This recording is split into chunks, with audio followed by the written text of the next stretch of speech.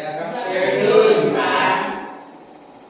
Miss Jen, can you lead the prayer? Dear Lord, thank you for this opportunity to share what we've prepared.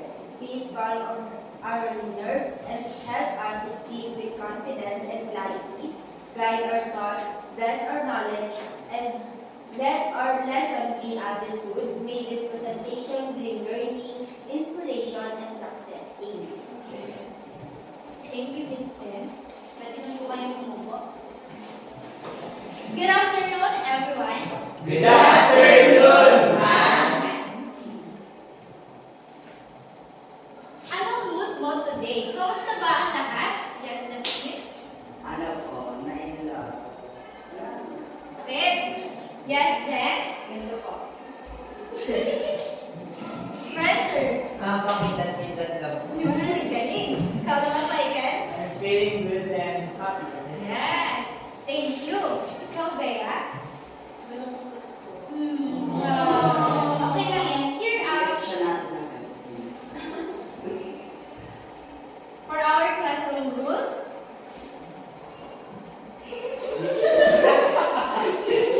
Okay, go! for our classroom rules, tandaan niyo lamang ang just.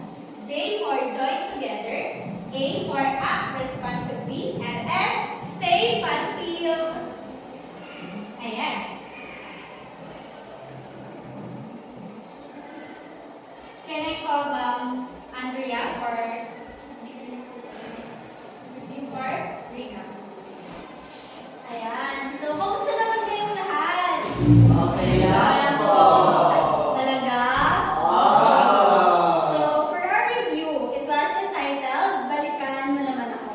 Oh, Justine. So, last time, kung may naaalala pa kayo sa ating last discussion, ano ang inyong naaalala for our last discussion? Yes, Justine? Yung natalakay po natin nung last discussion is about sa agriculture. Yes. Yes, Michael? Last time po, we talked about the natural resource depletion or yung mga environmental problems and the proposed solution po. Yung mga environmental problems po ay natural resource depletion and also agricultural production. Very good. Ay, meron pa si Rose. Yes. Last time, process and effect of natural resources and also ways kung paano ma-improve ang agriculture. Yes, tama. Last time we discussed the positive and negative effects of agriculture. So for now, let's know what is our objectives.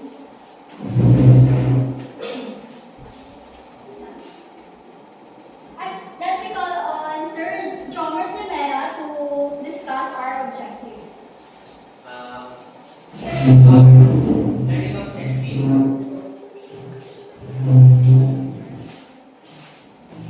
Please read the number 1. Explain the basic laws on the environment and natural resources in the Philippines. Number 2. Discuss the possible ways on how Philippine government implement the basic laws on environment and natural resources. 3. Discuss the issue concerning the implementation of the basic laws on environment and natural resources. And may I call Miss Andrea, Ma'am Andrea to facilitate the attendance. Ayan. So, we have attendance that we call Watch Me Grow. So, this attendance was very, very connected to our topic.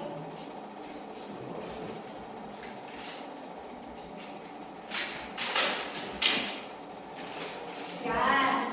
So, as you can see, there's a pot and a flower here. So, each of your names here are the leaves, symbolizes the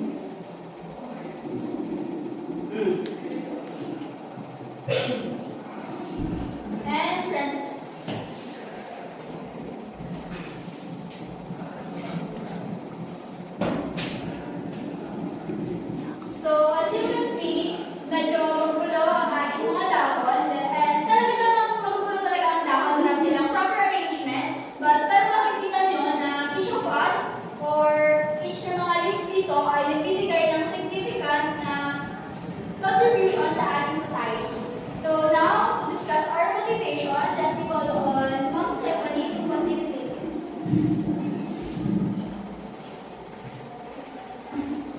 Hello again. Ayan, nakikita nyo naman sa PPT ang air test. Upang mas maliwanawan kayo kung ano nga ba ang air test, ay ipapaliwanag ko ang ating motivation. Directions. The class will be divided into 2 groups. Each group will choose 1 representative per round. The representative will be given a secret word related to the lesson. He or she must draw the word in the air using only hand gestures. No talking, no writing on the board, no acting, only visible drawing. Their group must guess the word within the time limit of 30 seconds. The group that guesses correctly earns 1 point. The group with the most points wins the challenge.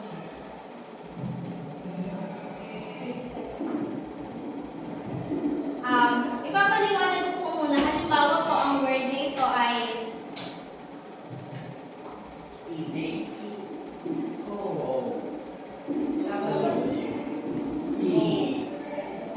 ayan, power. Ayan, ganyan dapat ang panghuhula. Walang lalabas sa aking bibig upang mas malinawan kayo and ganun ang gagawin mismo ng inyong magiging representative. Hindi siya magsasalita para malaman na walang cheating involved. Ayan, for the 30 seconds po, we will start na. Sino pa ang gusto maging representative? Miss Jen. And? Spencer na. Sige po, kay Jen muna po tayo magsisimula.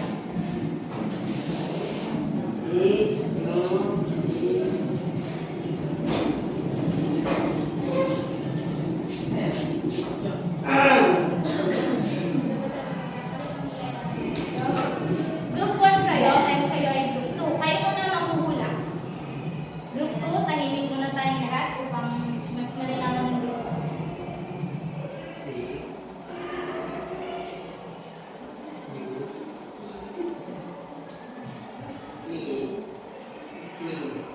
Very good. 1 point. G O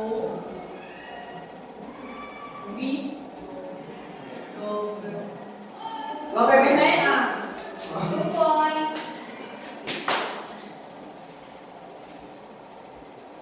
O Okay na. Next representative.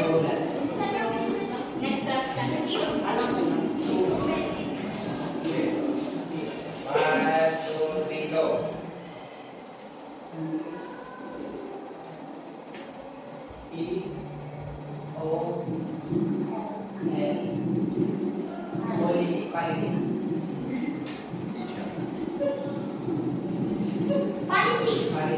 1 point.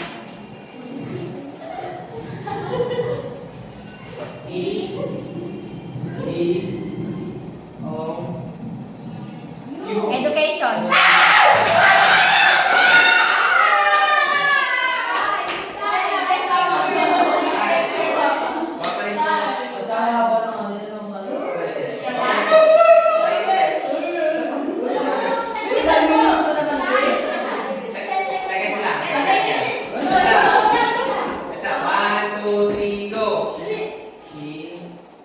L.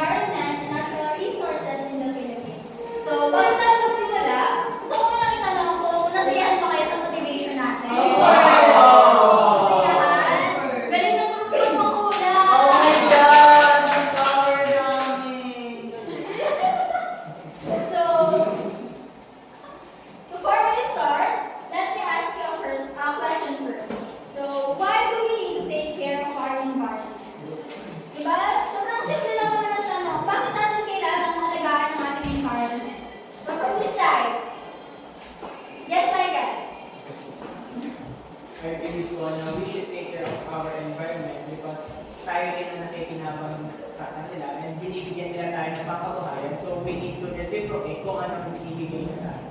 Yes, very good. Tama naman dahil binibigyan tayo ng environment ng mga air, water, iba yung mga natural resources na ginagamit natin sa pang-araw-araw. At kapag hindi natin talaga inalagaan ang ating environment ay lalo talaga magkakaroon tayo ng mga problems such as pollution, climate change, deforestation, at marami pang iba. So for our second question, if a nation had no environmental law, what do you think would happen to our environment? This side. Yes, Jen. I think po, mas lalo magkakagulo. Kahit na po may mga laws about sa mga environment protection, hindi pa rin po na nagagawa ng mga tao na protektahan ang ating Very environment. good. Tama naman, di ba? Kasi pag wala talagang law, nagagawa talaga ng tao yung mga gusto nilang gawin. So, if walang law, nagkakaroon ng freedom ang tao to do whatever they want to our environment. So, magkakaroon sila ng freedom to cut the trees, to pollute the air, kung magsaan-saan magtapon ng mga basura, sa lawakan, sa tubig, o pwede nilang sirain ang ating mga natural habitat without facing any consequences. So, for now, let's start. So, according to the 1987 Philippine Constitution, Article 2, Section 16, kindly read everyone. The state shall protect and advance the rights of the people to balance and helpful ecology in accordance with the rhythm and harmony of nature. So, this article was the foundation of all law in the Philippines. So, sinasabi dito na ang lahat ng tao ay may karapatan na mamuhay, to right to live in the balanced and healthful ecology. So, lahat ng tao, lahat ng Filipino citizen ay mayroong karapatang mamuhay sa isang malinis at masaganang environment. So, my question is, paano nga ba natin may ensure ang masagana at healthy na environment? So, in this side, yes, answer. For me, we will ensure the healthful environment by following the laws and policies that implemented by the government. And also, we as a citizen, we need to take care kahit na walang mga laws o wala namang nakating sa atin.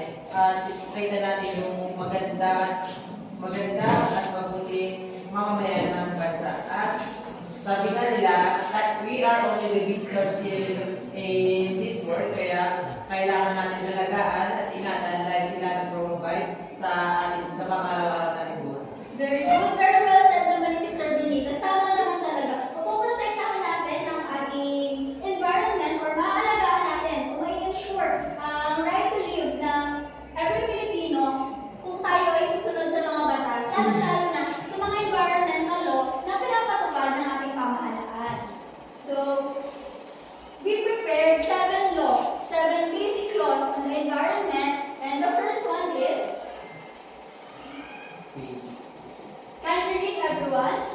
Presidential Decree number 1586 is the conditional law that established the Philippine Environmental Impact Statement System, enacted on June 11, 1978. Its primary policy is to maintain a rational and orderly balance between socio-economic development and environmental protection. So, in this law, sobrang malinaw naman ito kung tutusin. Ang sinasabi lang nito ay how to maintain the balance between socio-economic development, environmental protection. So, later, malalaman pa natin or mas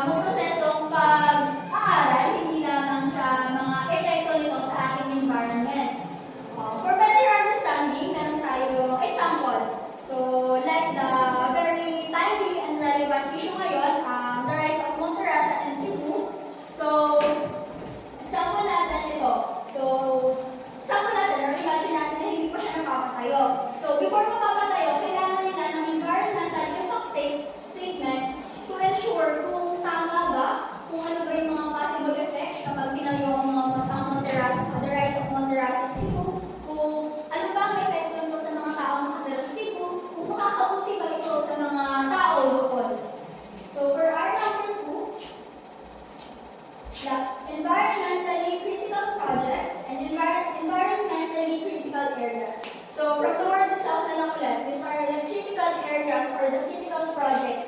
So as you all know, the rise of Monteras and Cebu was very critical. Kasi alam naman natin yun ay sa bundok or mataas ang kinatatayuan ng rise of Monteras.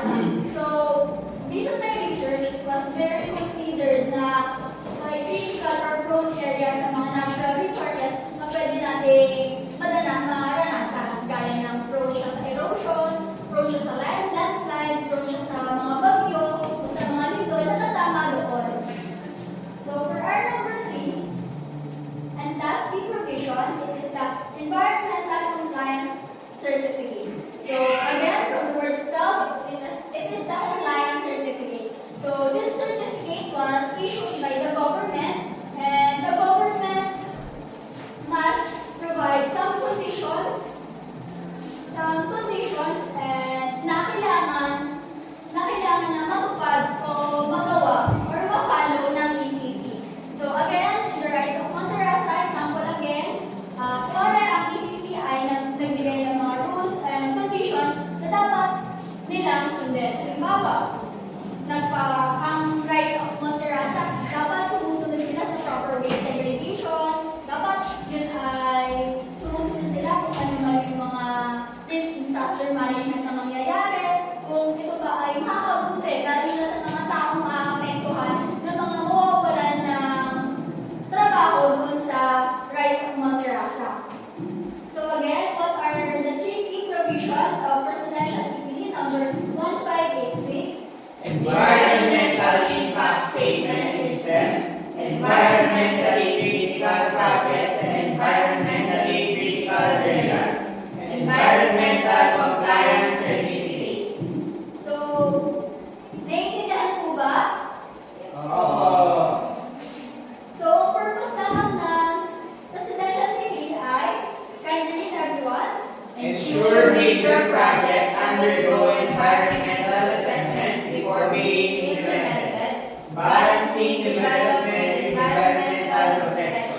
yun. So, sinabi nga dito na ang purpose nito ay kailangan na ma-assess ang mga big projects na dadaan bago ito ma-implement para magkaroon tayo ng balance, development, and environmental protection. For our number 2, Republic Act number 8749. Can you read everyone? The law aims to achieve and maintain clean air that meets the National Air Quality Guideline values for criteria pollutants from raw facilities, while minimizing the possible associated impacts to the economy. Yan. So, the Philippine Clean Air Act aims to achieve and maintain the Clean Air Act. Siyempre naman, pinopokus lamang ng lola ito ay ma-achieve para mapalinis ang ating air. So, for example, di ba, ang alam ko kapag bago makapag-register ng mga motor ay may dinadaan ang emission testing. So, ang emission testing ay ito as an assessment or measurement kung gaano kadami or gaano karami nabubugang usok na isang sasakyan. So, bago ka makakuha ng license, if I'm not mistaken, bago makakuha ng license, kailangan dumaan muna yung sasakyan mo sa emission testing para magkaroon tayo ng, syempre, para ma-minimize natin yung mga possible effects ng pollution sa ating community.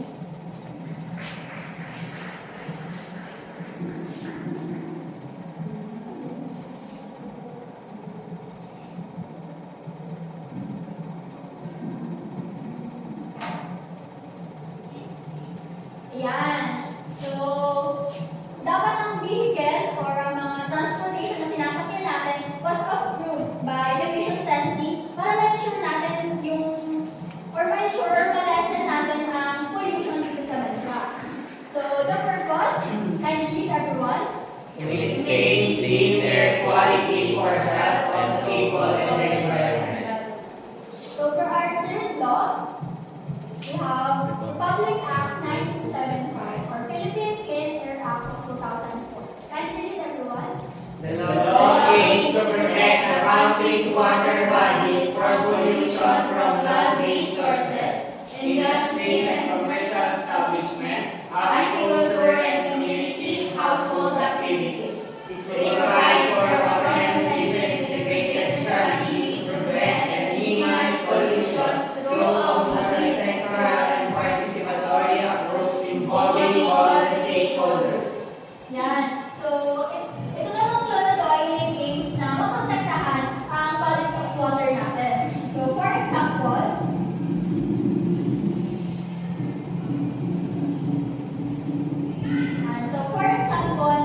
itong si Justin Juarez. Ang kanilang community ay malapit sa isang river or sa isang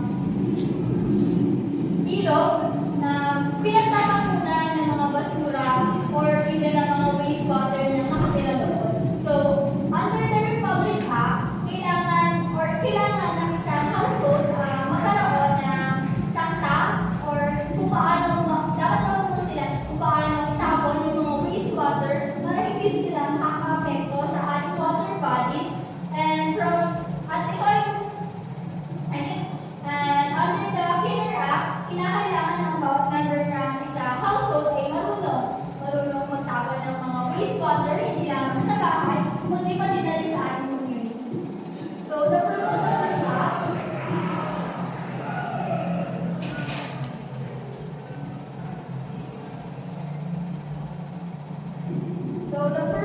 this act can you read everyone? Protect and improve the country's water resources, rivers, lakes, groundwater, and seas, and pollution. Naiintindihan ba ang ating number 4 na rule? Na law? Yes, po. For our next law is the Republic Act 6969. Was the Philippine Toxic Substances, Hazardous and Nuclear Waste Control Act of 1990. So, can you read everyone? The law aims to regulate, restrict, or prohibit the importation, manufacture, processing, sale, distribution, use, and disposal of chemical substances and mixtures to present unreasonable risk to human health. So, sinasabi lang naman dito sa law na ito ay kailangan natin i-regulate or i-restrict yung mga prohibited na mga ginagamit natin yung mga chemical substances. So, sa bahay, may mga chemical substances tayong ginagamit gaya ng mga pesticide, insecticide, at saka mga batteries. So, alam niyo ba na ang batteries or this kind of chemicals ay hindi dapat tinatapon sa regular trash can. Kasi this kind of chemical, this kind of products ay meron silang chemical element specifically to battery, meron siyang chemical element na it's called lithium na may posibleng sumabog kung ito yung posibleng sumabog if na-overheat or na-overuse. So what is the purpose of this act? I believe To protect Protect people the environment from harmful chemical and toxic waste. next is the Republic Act 1903, the Philippine Ecological Solid Waste Management Act of 2002. Can you read everyone?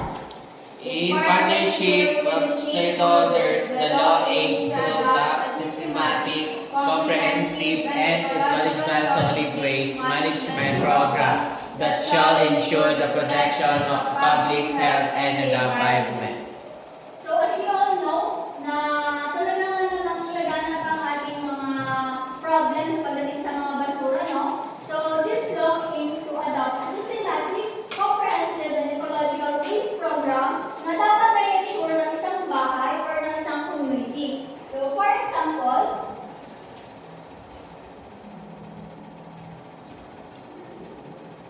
yan, sa school. Di ba tinuturuan tayo sa school on how to properly segregate our waste? Tinuturuan din tayo ng mga practices or mga environmental practices such as reduce, reuse, and recycle. So, for this law, The purpose of this was, I can read everyone. To Promote proper waste management for public health and environmental safety. Naiintindihan po ba? Oo. Next, Republic Act 9512, the National Environmental Awareness and Education Act of 2008. Can you read everyone? This act provides for the promotion of environmental Awareness through environmental education, which shall encompass environmental concept and principles, environmental laws, and the states national international and local environment, local environment, and best practices, the threats threats of environmental degradation and its impact on human beings. So, parang it was very connected naman sa ating previous na law. So, in this law, nagpo-provide lang siya ng promotion on the environmental awareness through also the environmental education. So, for example, di ba, sa ating mga local government, sometimes sila ay mga nag-provide ng mga activities na nakaka-help sa ating environment. So, dito sa lesson ko, minsan alam ko na sa mga maritime student ay nag-clean up drive, if I'm not mistaken, nag-clean up drive sila para makatulong towards our environment.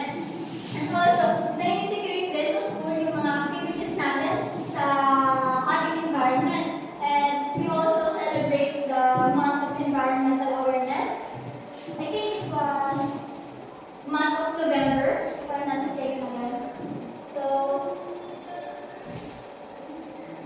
for the purpose of this law was, can you read? to raise environmental awareness among Filipinos through education. Naiintindihan ko ba? Opo.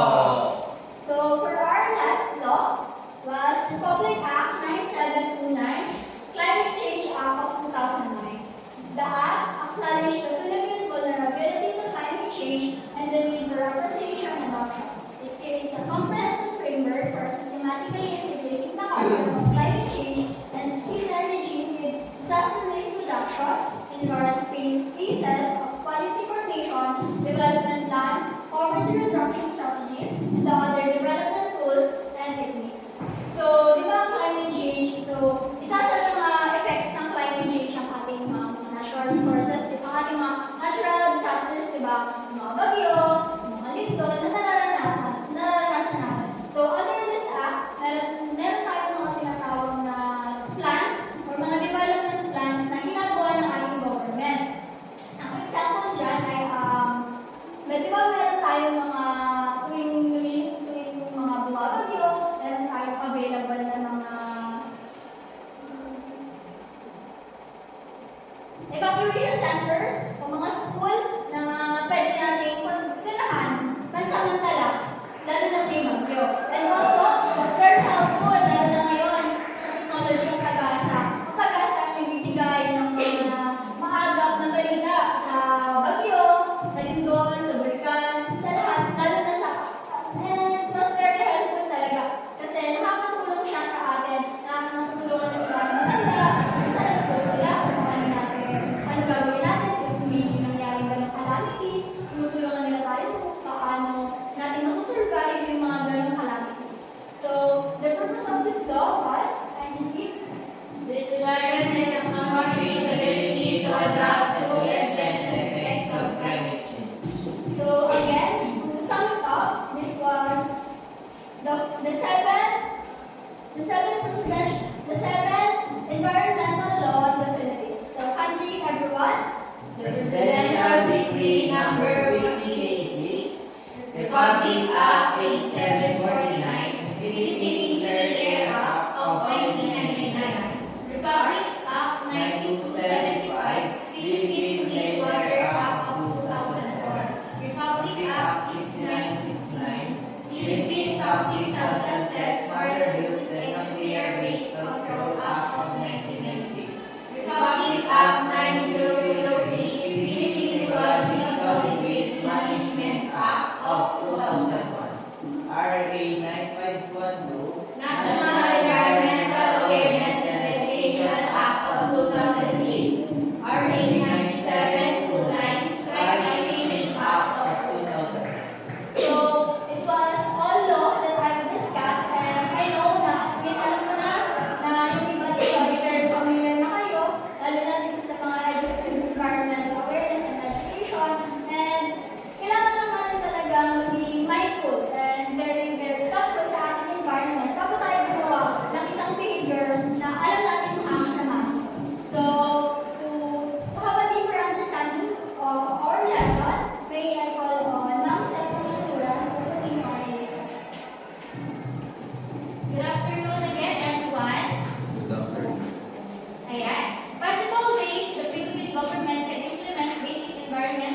Natural Resources Laws.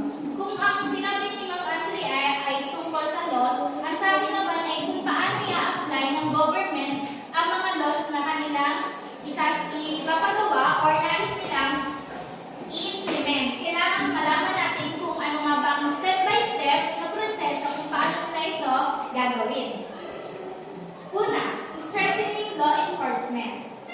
Empowering government agencies like the Department of Environment and Natural Resources, DENR, Environmental Management Bureau, EMB, and local government units, LGUs to strictly enforce environmental laws. Alam naman natin na sila yung nag-handle ng laws about sa environmental. Upang mas lalong mapalalim pa ang pag-iintindi natin ay meron din tayo ditong conducting regular inspections of factories, mining sites, and other industrial operations to ensure compliance. Ayan, sila yung may hawak ng pag-inspection, kaya naman pwede nilang magawa ang pag-inspection. Kunwari po, ay example po nito ay sa mga mining sites sa ano po, sa ano nga yung yun? Sierra Madre po. Para mas malaman po nila na ang Sierra Madre ay unti-unti nang nakakagoy, ito po ay kanilang ini-inspection kung ito nga ba ay nasisira na, para mas malaman din nila kung talagang ang Sierra Madre ay nagiging kalbo na at ito ay nagbibigay din ng halaga kasi ang natural resources ay nagbibigay din sa atin ng pakinabang, kaya naman bilang mga agency ay karapatan nilang i-inspection ito. Pangalawa ay imposing penalties and sanctions on violators to deter illegal logging, pollution, and other harmful activities. Ayan. Alam naman natin na ang Sierra Madre ay unti-unti na nakakalbo, kaya ang nagiging punishment ng mga agencies sa mga gumagawa ng pagkalbo sa Sierra Madre ay ito ay kanilang iniimbestigahan kung sila nga ba talaga ay may maling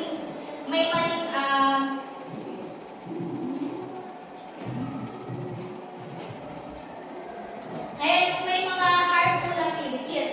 Kaya kailangan talaga na bilang isa sa agencies is kailangan talaga i-check talaga nila kung kamusta na nga ba ang mga natural resources, kung ito nga ba ay ligtas pa.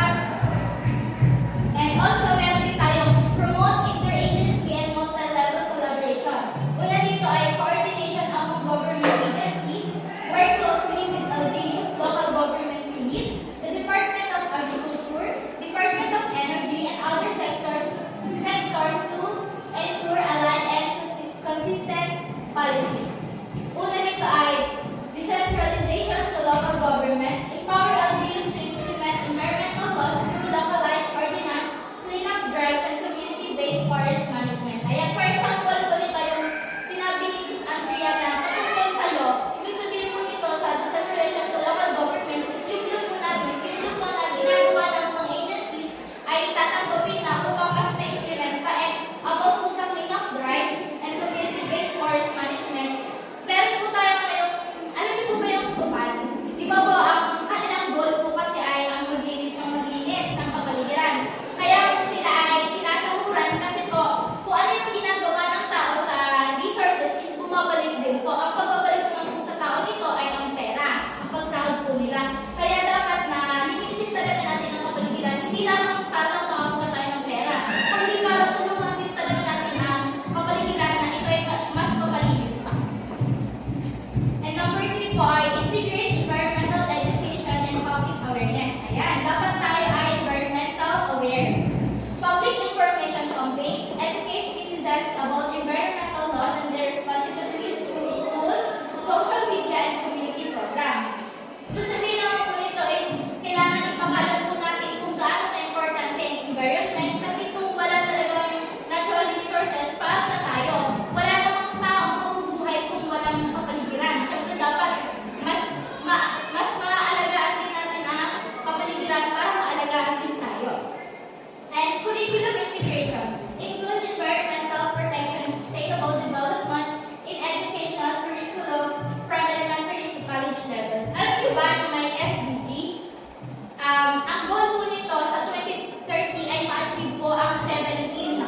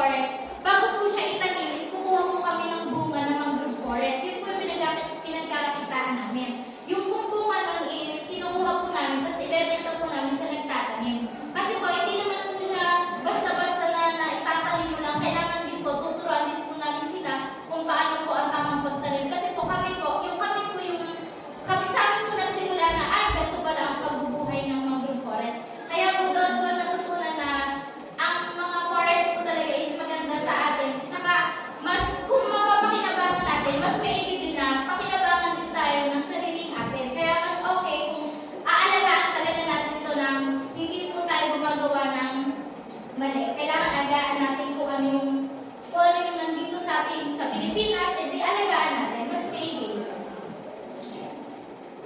And number 7 po is update and harmonize laws and policies. Review outdated laws, amend or revise old laws to meet current environmental challenges such as climate change or biodiversity laws. And po, for example, po dito ay ang mga laws na dati po ay kumbaga ang laws na hindi na nagagamit, kailangan po i-improve na i-improve. Kasi po, matagal po ng matagal talaga, andyan yung problema. Ang problema sa environment, yan, for example po, sa ano po, sa Sierra Madre, sa The Rise of Montesara. Alam niyo po ba na may justisya na po sa The Rise of Montesara? No, December 10 po is nag-i-investigate na po sila sa mismong founder po ng The Rise of Montesara na ang DENR po ang nagsimula nito na sila po ay magsasampa na po ng kaso sa founder po nito. Iimbestigahan pa lamang po. And doon po natin malalaman na paunti-unti nakukuha na po natin ng justisya sa ating natural resources. And ito po ay climate change adaptation and disaster risk reduction. Integrate environmental protection with disaster preparedness strategies. Ayan po, kailangan talaga sa, ito nga, may mga bagyo na dumadating sa atin, bagyo, lindol, pagsabog ng bulkan. Upang mas maintindihan natin, kailangan talaga natin na mag-prepare tayo. Kasi alam naman natin na ang mga ito, ang mga natural disaster po ay hindi talaga natin, hindi natin ito agad-agad na susolusyonan. Kaya mas may maging handa agad tayo. Kasi ang mga ito ay bigla-bigla na ang nadating ng walang pasabi. Ayan. Para mas malaman pa natin ang iba pang patungkol sa environment ay tatawagin ko po si Mr. Jomer. Bisig pa ba ang lahat? Opo. O, bisig pa nga. Pumalakpak ng isa. Pumalakpak ng dalawa. Pumalakpak ng tatlo. So, issue pursuing the implementation of the basic laws on the environmental and national resources. Number 1. District. Lack of resources and manpower.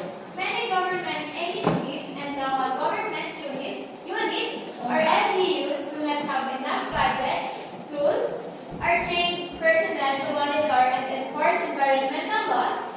This limits their ability to respond to violations effectively.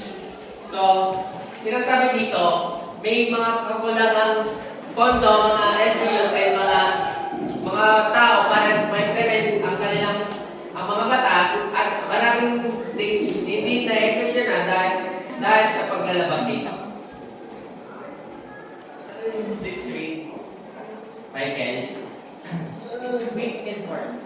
Even if laws exist, they are not always strictly followed. Illegal logging, mining, and waste dumping still happen because punishments are often delayed or not implemented. So, kahit tayo may batas, hindi pa rin dito nasusunod. May nag-illegal logging, may illegal mining, at may nagtatapon pa rin ng basura kahit saan. Dahil dito, nasisira ang ating mga environmental at marami din pa rin lumalabag dito. 3. What was 3? Justine.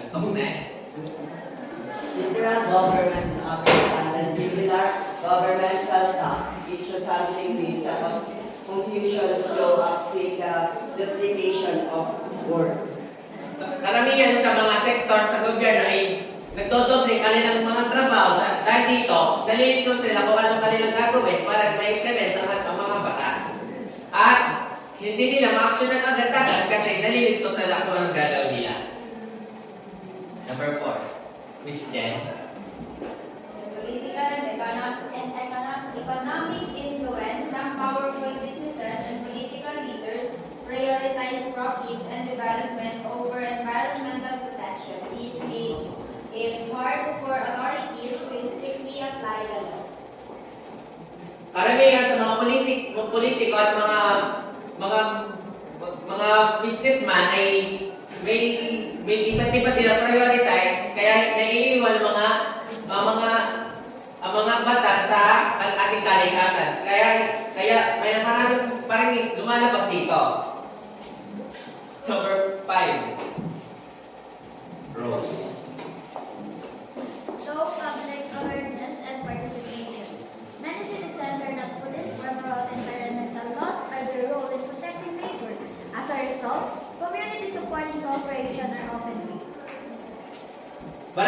sa ating kababayan ang hindi alam ang kanilang gagawin at hindi sila nakikilahok sa mga protection sa environment. At katulad doon sa doon sa flood control na ngayon lang na nangyayari. Number 6, Bea.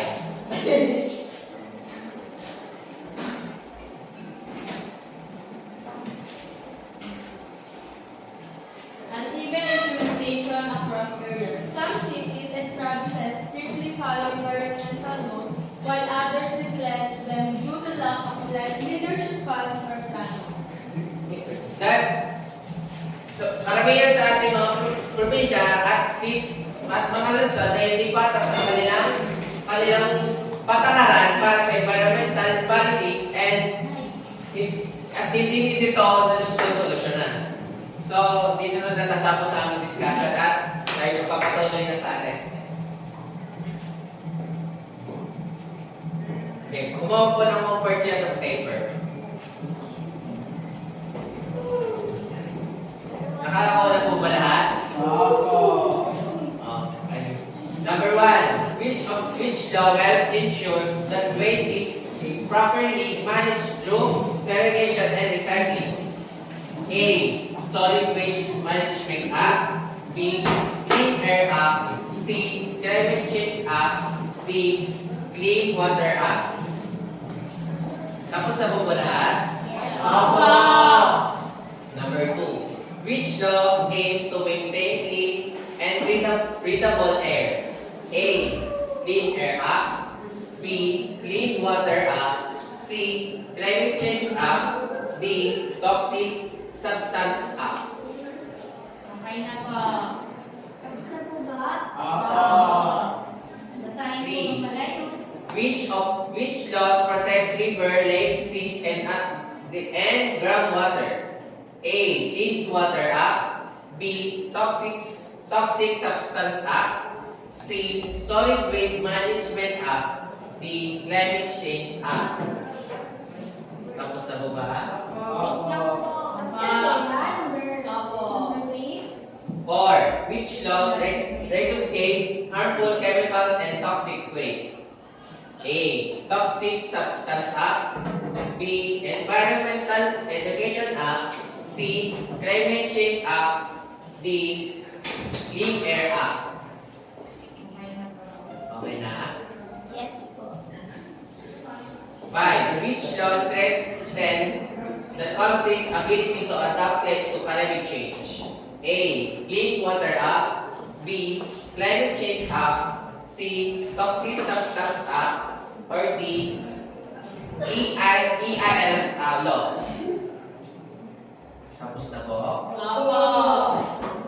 6. Which action strengthen laws, enforcement, and environmental protection? A. Ignoring illegal activities.